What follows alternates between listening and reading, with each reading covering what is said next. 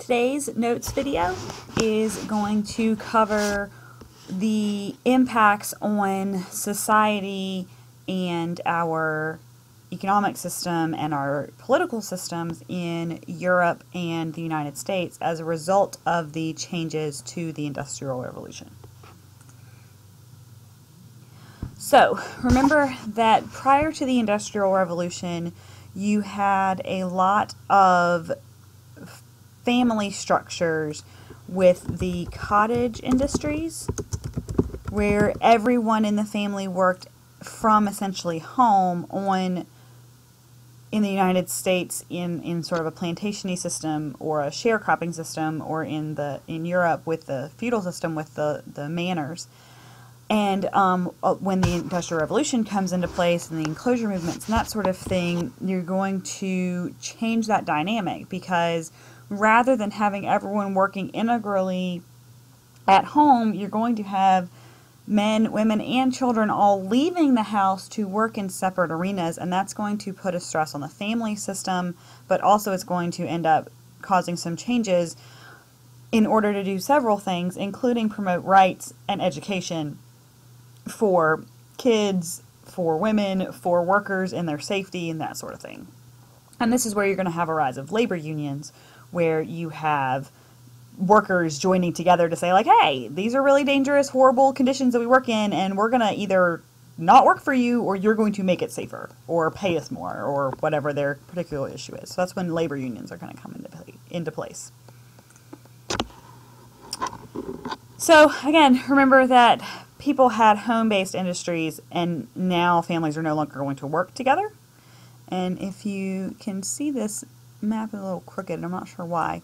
If I make this map a little bit bigger, you can see that in the 1870s you have pockets of purple areas where there's coal mines, and so that's going to be the heart of the Industrial Revolution for the very beginnings of the time frame. So, one of the very strange sort of family stress issues is that men weren't getting the jobs as much. I mean, yes, people are going to employ men, and they're going to do certain key positions, and men are going to be the only people put in fairly well-paying managerial positions, like supervisors of shifts and that sort of thing. But for the most part, if you're just going to be an unskilled laborer, like this kid on an assembly line making cloth, you're going to employ the cheapest person for the job. And in that case, it's going to be women and kids. But the kids are also more nimble because they're smaller, and they tend to be a little bit faster at being able to reach things within their little space. And so they also would pick small children and women, sort of middle schoolish or high school aged girls who were thinner so that they could fit into these really tight spaces, because the more machines you get into your factory, the more you can produce, and so you need smaller, sort of tiny people so that they can work in such a confined space, which is really horrible, and this is why most of them end up injured. But the key is, in capitalism, in our economic system, the key is that you want to make as much money as possible. And so if the lower you pay wages, the higher your profit margin is going to be. So it's horrible, but that's the reality of this system. So I think this doesn't come as a surprise to anyone, but working conditions are atrocious. 14-hour days, 6 days a week, which, if I bring up a calculator, because I'm, not great at math, that would be 84 hours a week, which is 44 hours over a 2015 normal 40-hour work week. So they would be getting, in today's world, time and a half or double time for literally more than half of their week, but they're not. They're getting paid regular hours. There is no such thing as overtime in this system. The factories themselves are hot and dirty and stuffy. Coal miners die of all kinds of things, not the least of which is black lung from sucking in coal dust all day long. And the owners controlled all kinds of things with their life, like things like when you could and could not leave. the church you went to. In textile mills, they call them the Lowell mills. They're the ones that owned the textile mills. They would create these towns, and coal mining towns had this issue too, but you basically moved your factory sort of out of the city, and then people had to move to where your factory was in order to work, and then you could control their entire lives. Coal mines were famous for paying you in company money. So you had to shop at the company grocery store, and you had to pay for it.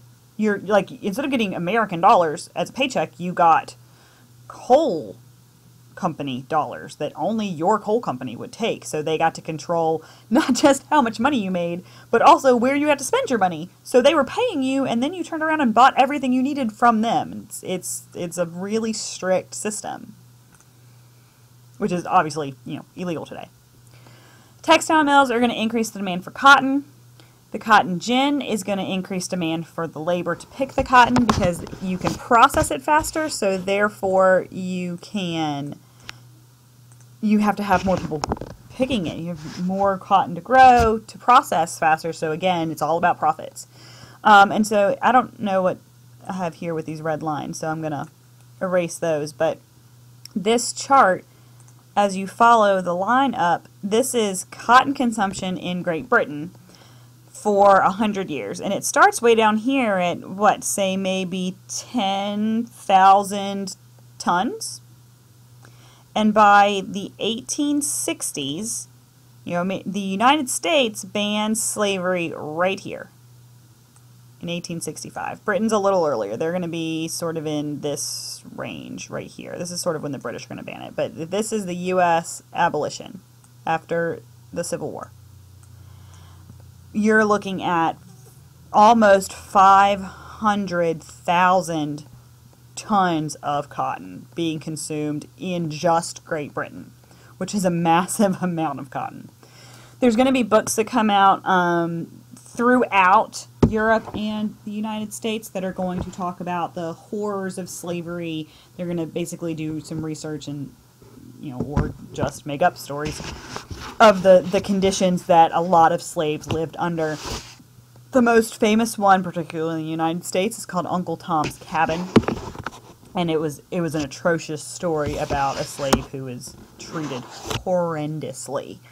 And it's this concept of Uncle Tom's Cabin actually pushes for the average white abolitionist in New England to start speaking out really strongly for the abolition movement, because before it hadn't really affected them. It was sort of like out of sight, out of mind. But when you read books like that and how horrible it is, it pushed for having abolition as a movement. There is a huge impact on slavery in itself because it gets eradicated from modern society. So initially, the issue is, let's ban the actual international slave trade. So remember when we talked about the triangular trade network? Let me change to a color that's not used in this map. Initially, when we talked about the triangular trade, there was this trade circuit between Europe, Africa, and the New World, where you had slaves along the Middle Passage, right? And they were being transported from Africa to the Bahamas, and then they were sold into the United States or brought back across the ocean to Europe or Canada or really any of the Spanish colonies also. And slavery as an international trade commodity was really high.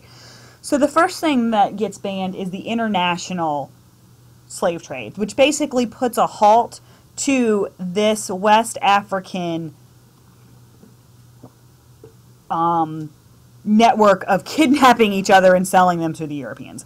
So that's a positive step in the right direction. Britain abolishes slavery throughout the British Empire in the 1830s, which means that every place that was British, including, if I change colors again, Canada, Britain, Great Britain, which is right here, and India, and a lot of countries here in Africa, like sort of this whole section down here for South Africa, Kenya, which is going to be over here, and a couple of West African areas, all of Egypt, all of these areas are going to be, Australia, of course, forgot about them, all of those areas are going to ban slavery. So that's a huge, huge abolition movement to start with. The United States, of course, with the Civil War, takes several decades longer. And then the rest of the Americas, remember, you've got all these Latin American nations, including Haiti, but all of the Spanish colonies essentially are going to have to deal with abolition of slavery on their own time, because remember from Latin American revolutions, they were independent nations. They weren't waiting for, when Britain banned it, it banned it in a lot of places, but all these Latin American areas were independent nations. So they had to do it individually on their own. So, a couple of social changes, right? Women and children enter the workforce as cheap labor. And you also have, if you may not have thought about this, but with abolition, you also have, for the first times ever, freed slaves of all, ages and genders entering the workforce for the first time also. So that's a massive group of people who've never been paid anything. So you could pay them, as horribly as it sounds, you could pay former slave men less than you're paying working white women, because they'd never been paid anything and they were just looking for a job at all. A lot of people, especially social reformers, were questioning, like, with the children out of the home or with the wife out of the home working, who was going to make sure that their lives were getting adequate moral structure and that sort of thing, which is a genuine concern as a society. And so what people start doing is banning child labor. So you've got a Mine Act in 1842, which prevents women and children from working in underground mines. Note that that's in the UK, because all of these are United Kingdom, Great Britain statements. But so in 1842, when America still has slavery, Britain's telling you can't put children underground. So it's sort of all, the United States is a little bit further behind the wheel on this one. In 1847, again, before America has abolished slavery, where we have actual children working unlimited hours and being sold away from their families, Britain eliminates remember that we talked about the 14-hour workday. They're going to shrink it down to 10. Maximum of 10 hours a day. Still 6 days a week. So you're still working 60 hours, which is, again, 20 hours more than regular work hours today, but it's at least better. And then they're also going to, in the United States, we're going to ban child labor in general and set maximum work limit hours. We've also got the women's rights movement, including economic rights, an organization that works with women, and then the suffrage movement, which is the American Women Right to Vote, which is granted in 1920. So that with this 1920 number, you officially have everyone of a certain age in America legally allowed to vote. Whether they were actually voting or not is a different story, but at least they had that right. When we banned children from working, we also had to then educate them, because you've got to do something with them all day or they're just going to go get jobs. So Europe and the United States both institute free public schools for the first time. So it's not just the wealthy kids who could go to even elementary school, but all kids in America had the capability technically to attend school. They weren't forced to go to school. It wasn't mandatory, but at least they had that option. Labor unions are going to form together in order to make changes. I mean, the world is terrible and their working conditions are awful, so they're going to work together in order to argue for things like more fair pay, shorter hours, safer conditions. There's a phrase called collective bargaining, and collective bargaining is when you have a labor union representing the workers who are going to discuss with the factory owner or the company owner things like higher wages. That's just the term for negotiations. And in the United States, there are people who ban those from existing. All right, last slide. There are lobbyists who are going to meet with lawmakers in order to help pass laws, and that's where we get things like minimum wage laws from. And lobbyists still work today, but they're still trying to protect the interests of lots of things. Workers are included, but every organization essentially can be a lobbyist.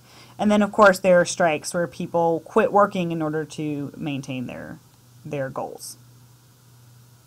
And that's it. You're done.